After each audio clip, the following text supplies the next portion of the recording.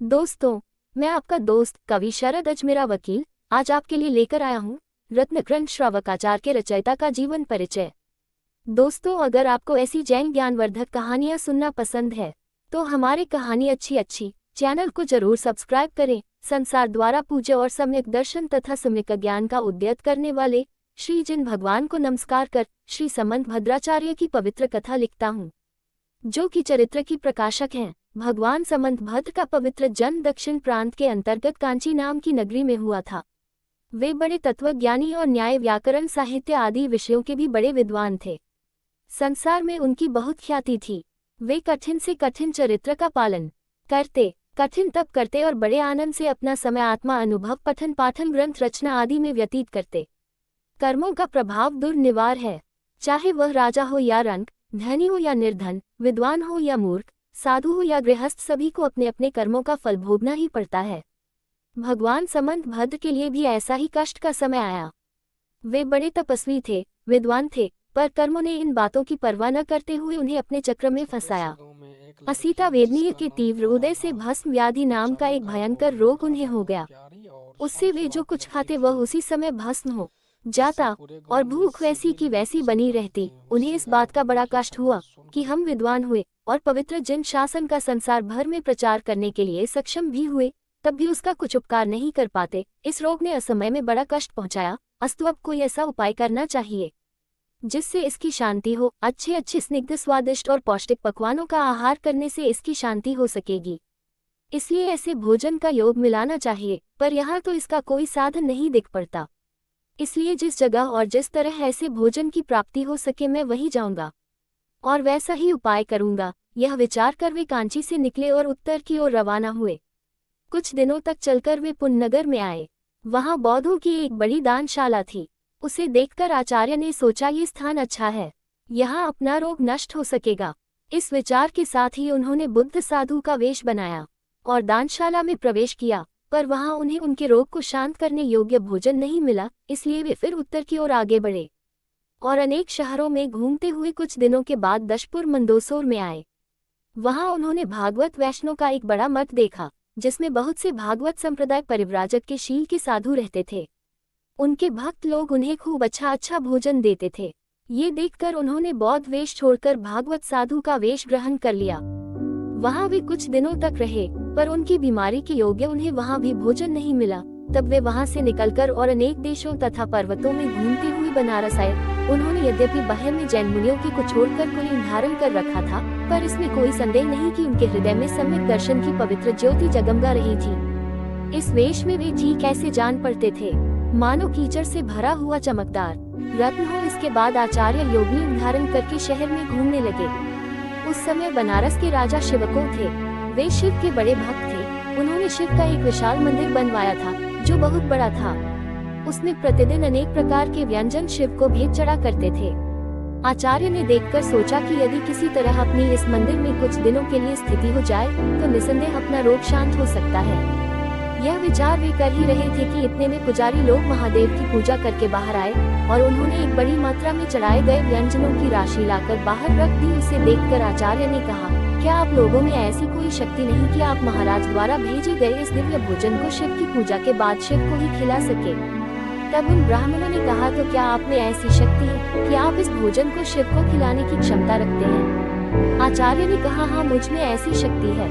सुनकर उन बेचारों को बड़ा आश्चर्य हुआ। उन्होंने उसी समय जाकर यह हाल राजा से कहा, प्रभु, आज एक योगी आया है। उसकी बातें बड़ी विलक्षण थी। हमने महादेव की पूजा करके उनके लिए चढ़ाया हुआ नैवेद्य बाहर लाकर रखा। उसे देखकर वह योगी बोला, आश्चर्य है, आप लोग इस महादिव्य भोजन को पूजा के बाद महादेव को न खिलाकर पीछे उठा ले आते हो। भला ऐसी पूजा से क्या लाभ? उसने साथ ही यह भी कहा कि मुझ में ऐसी शक्ति है जिसके द्वारा मैं ये सब भोजन महादेव को खिला सकता हूँ।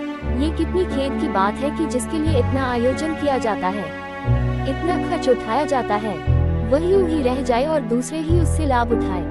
ये ठीक नहीं। इसके लिए कुछ प्रबंध होना चाहिए, जो जिसके लिए इतना परिश्रम और खर्च उठाया जाता है वही उसका उपयोग भी कर सके। महाराज को भी इस अभूतपूर्व बात को सुनने से बड़ा अचंभा हुआ। वे इस योग को देखने के लिए उसी समय अनेक प्रकार के सुंदर और सुस्वादु पकवान अपने साथ लेकर शिव मंदिर गए और आचार्य से बोले, योगीराज, सुना है कि आप में ऐसी कोई शक्ति है जिसके द्वारा आप शिव मूर्ति को भी खिला सकते हैं, तो क्या ये बात सत्य है? तो लीजिए, ये भोजन उपस्थित है, इसे महादेव की खिलाए। उत्तर में आचार्य ने, अच्छी बात है, कहकर राजा द्वारा गए सब पकवानों को मंदिर के भीतर रखवा दिया और सब पुजारी पंडों को मंदिर से बाहर निकालकर मंदिर के किवाड़ भीतर से बंद कर दिए। आप भूखे तो खूब थे, इसलिए थोड़ी ही देर में सब आहार को हजमा कर झट से मंदिर का दरवाजा खोल दिया और निकलते ही नौकरों को आज्ञा दी कि सब बर्तन बाहर निकाल लो। महाराज इस आश्चर्य को देखकर हैरान रह गए और राजमहल लौट आए। उन्होंने बहुत तर्क वितर्क उठाए, पर उनकी समझ में कुछ भी नहीं आया कि वास्तव में बात क्या है। अब प्रतिदिन एक से एक बढ़कर पकवान आने लगे और आचार्य महाराज भी उनके द्वारा अपनी बीमारी नाश करने लगे। इस तरह पूरे 6 महीने बीत गए और आचार्य का रोग भी नष्ट हो गया। एक दिन आहार राशि को जस की तस बनी हुई देखकर पुजारी पंडों ने उनसे पूछा, योगीराज, क्या है, क्यों आज ये सब आहार यही पड़ा रहा? आचार्य ने उत्तर दिया, राजा की परम भक्ति से भगवान बहुत खुश हुए, वे अब तृप्त हो गए हैं। पर इस उत्तर से उन्हें संतोष नहीं हुआ। उन्होंने जाकर आहार के बाकी बचे रहने का हाल राजा से कहा। सुनकर राजा ने कहा, अच्छा, इस बात का पता लगाना चाहिए कि वह योगी मंदिर के किवाड़ देकर भीतर क्या करता है। जब इस बात का ठीक ठीक पता लग जाए तब उसे भोजन के बचे रहने का पूछा जा सकता है और फिर उस पर विचार भी किया जा सकता है। बिना ठीक हाल जाने उससे कुछ पूछना ठीक नहीं लगता। एक दिन की बात है कि आचार्य कहीं गए हुए थे और पीछे से उन सभी ने मिलकर एक चालाक लड़की को महादेव के अभिषेक जल के निकलने की नाली में छुपा दिया और उसे खूब फूल पत्तों से ढक दिया। वह वहां छिपकर आचार्य की गुप्त क्रिया देखने लगा। सदा के माफिक आज भी खूब अच्छे अच्छे पकवान आए। योगीराज ने उन्हें भीतर रखवा कर मंदिर का दरवाजा बंद कर लिया और स्वयं लगे भोजन करने। जब आपका पेट भर गया तब दरवाजा खोलकर आप नौकरों से उस बचे सामान को उठा लेने के लिए कहने ही वाले थे कि उनकी दृष्टि सामने ही खड़े हुए राजा और ब्राह्मणों पर पड़ गई। आज अचानक उन्हें वहां उपस्थित देखकर उन्हें बड़ा आश्चर्य हुआ। ये झट से समझ गए कि आज अवश्य कुछ न कुछ दाल में काला है। इतने ही में ब्राह्मण उनसे पूछ बैठे, योगीराज, क्या बात है जो कई दिन से बराबर आहार बचा रहता है? क्या शिवजी अब कुछ नहीं खाते जान पड़ता है? वे अब खूब तृप्त हो गए हैं। इस पर आचार्य कुछ कहना ही चाहते थे कि वह धूर्त लड़का उन फूल पत्तों के नीचे से निकलकर महाराज के सामने आ खड़ा हुआ और बोला, राजेश्वर, वे योगी तो ये कहते थे कि मैं शिवजी को भोजन कराता हूँ, पर इनका ये कहना बिल्कुल झूठ है। असल में ये शिवजी को भोजन न कराकर स्वयं ही खाते हैं। इन्हें खाते हुए मैंने अपनी आंखों से देखा है कि इन सब की आंखों में आपने तो बड़ी बुद्धिमानी से धूल झोंकी है। इसमें कोई संदेह नहीं कि आप योगी नहीं किंतु एक बड़े धूर्त हैं। और महाराज, इनकी धूर्तता तो देखिए, जो शिवजी को हाथ जोड़ना तो दूर रहा, उल्टा यह उनका अभिनय करते हैं। इतने में वे ब्राह्मण भी बोल उठे, महाराज, जान पड़ता है ये शिव भक्त भी नहीं है, इसलिए इससे शिव जी को हाथ जोड़ने के लिए कहा जाए, तब सब पोल स्वयं खुल जाएगी। सब कुछ सुनकर महाराज ने आचार्य महाराज से कहा, योगीराज, आपकी शक्ति, आपका प्रभाव, आपका तेज देखकर हमारे आश्चर्य का कुछ ठिकाना नहीं रहता। बताइए तो आप कौन हैं? और आपने वेश तो शिव भक्त का धारण कर रखा है, पर आप शिव भक्त है नहीं। सुनकर आचार्य ने नीचे लिखे 2 श्लोक पढ़े। भावार्थ में, कांची में नग्न दिगंबर साधु होकर रहा, इसके बाद शरीर में रोग हो जाने से कुंडू नगर में बुद्ध भिक्षुक, दशपुर मंदोसौर में मिष्टन भोजी परिव्राजक और बनारस में शैव साधु बनकर रहा। राजन, मैं जैन ग्रंथवादी हूँ, जिसकी शक्ति वाद करने की हो वह मेरे सामने आकर वाद करे। पहले मैंने पाटलिपुत्र पटना में वाद भेरी बजाई, इसके बाद मालवा, सिंधु देश, ढाका, बंगाल, कांचीपुरते नामक देश में भेरी बजाई। अब वहां से चलकर मैं बड़े बड़े विद्वानों से भरे हुए इस कटक करात जिला सतारा में आया हूँ। राजन, शास्त्रार्थ करने की इच्छा से मैं सिंह के समान निर्भय होकर इधर उधर घूमता ही रहता हूँ। ये कहकर ही समंत भद्र स्वामी ने शैव वेश छोड़कर पीछे जिन मुनि वेश ग्रहण किया, जिन्हें पांडित्य का अभिमान था, अनेकांत स्याद्वाद के बल से पराजित किया और जैन शासन की खूब प्रभावना की, जो स्वर्ग और मोक्ष देने वाली है। भगवान समभद्र भावी तीर्थंकर हैं। उन्होंने कुदेव को नमस्कार न कर सही दर्शन का खूब प्रकाश किया और सबके हृदय पर उसकी श्रेष्ठता अंकित कर दी। उन्होंने अनेक एकांतवादियों को जीत सही ज्ञान को भी उद्यत किया। आश्चर्य में डालने वाली इस घटना को देखकर राजा की जैन धर्म पर बड़ी श्रद्धा हुई। विवेक बुद्धि ने उसके मन को खूब ऊंचा बना दिया और चरित्र मोहनीय कर्म के क्षय से उसके हृदय में वैराग्य का प्रवाह बह निकला।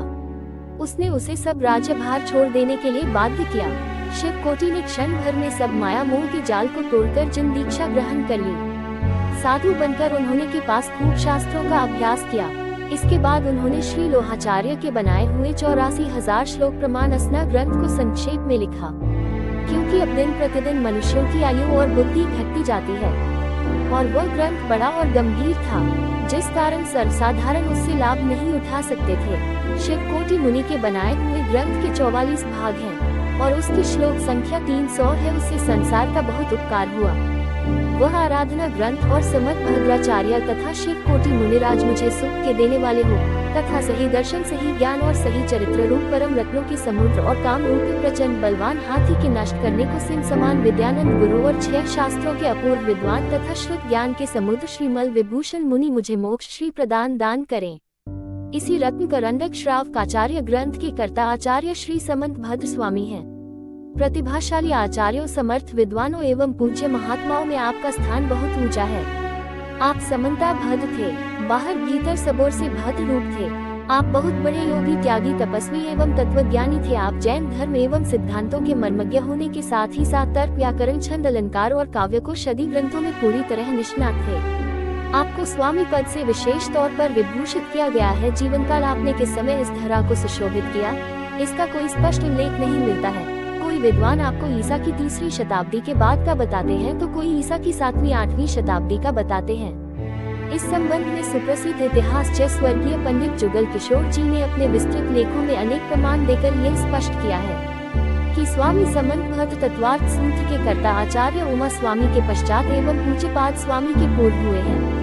अतः आपसिक रूप से विक्रम की 2री 3री शताब्दी के महान विद्वान थे। अभी आपके संबंध में यही विचार सर्वमान्य माना जा रहा है। संसार की मोहमता से दूर रहने वाले अधिकांश जैनाचार्यों के माता पिता तथा जन्म स्थान आदि का कुछ भी प्रमाणिक इतिहास उपलब्ध नहीं है। समंत भद्र स्वामी भी इसके अपवाद नहीं है। यह उर्गू ही वर्तमान का रयर जान पड़ता है। उर्गू चोल राजाओं की प्राचीन राजधानी रही है। पुरानी त्रिचनापल्ली भी इसी को कहते हैं। आपका प्रारंभिक नाम शांति वर्मा था।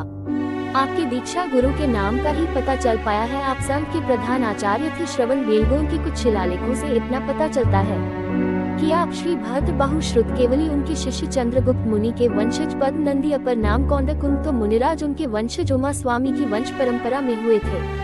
शिलालेख नंबर 40 बड़े ही उत्साह के साथ मुनि धर्म का पालन करते हुए वे जब ग्राम में धर्म ध्यान सहित मुनि जीवन व्यतीत कर रहे थे, उस समय असाता वेदनीय के प्रबल उदय से आपको भस्मक नाम का रोग हो गया था। मुनि चिन्नप्पा शांत होने पर फिर से जैन दीक्षा धारण करके सब कार्यों को संभाल लेना गुरु की आज्ञा लेकर आपने दिगंबर वेश का त्याग किया। आप वहां से चलकर कांची पहुंचे और वहां के राजा के पास जाकर शिव भोग की विशाल अन्न राशि को शिवपिंड को खिला सकने की बात कही। पाषाण निर्मित शिवजी की पिंडी साक्षात भोग ग्रहण करे, इससे बढ़कर राजा को और क्या चाहिए था।